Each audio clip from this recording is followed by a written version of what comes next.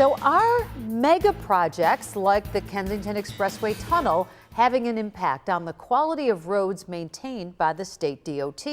It's a concern that a lot of companies and groups in the transportation construction trades have. Yeah, 2 on your side's Nate Benson has been digging into this story for us. He has some new details tonight about the cost of the Kensington project. Nate? Yeah, Scott and Mary Alice, data suggests that during the same time the state DOT was planning mega projects like the Kensington, changes to the 198 and Skyway removal, the quality of Western New York roads declined. Many within the transportation construction trades believe the state DOT is focusing too much time on mega projects like the Kensington Expressway or I-81 in Syracuse, and the rest of the roads they maintain are suffering because of it. They're taking so much money and energy from the agency to try to get these projects out, and the studies that they're spending all their time and efforts on, and the rest of the system doesn't get the attention it should get. At the end of this capital program, every region will also have worse pavement conditions. Like my wife always says, feelings are one thing, data is another.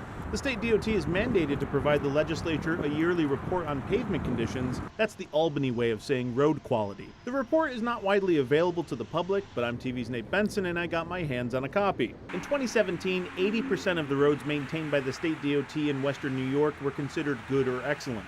But in 2018, that number dropped to 58%. Then in 2019, it dropped again to just over 50%. Why?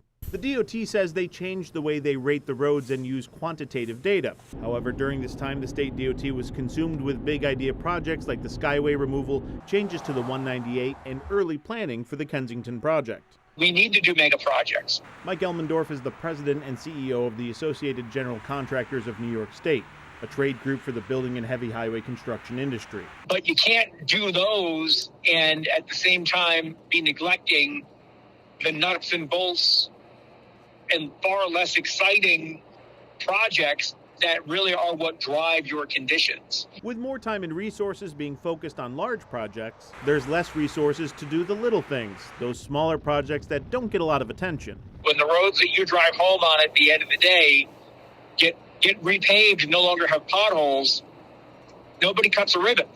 Those smaller projects wind up on the back burner or not done at all because mega projects like the Kensington saturate the majority of the federal funding available. And if the federal dollars are going to a big project like that, you're not going to have enough for the other agencies and the other projects. So cost-wise or funding-wise, it has a big effect. With mega projects comes mega inflation. The Kensington Expressway cap and tunnel is now going to cost an estimated $1.5 billion, according to sources within the DOT and construction industry. Now, the DOT provided a statement, which you can find right now on our website, but they did say overall road quality has improved to 60% rated good or excellent. On your side, Nate Benson, Channel 2 News.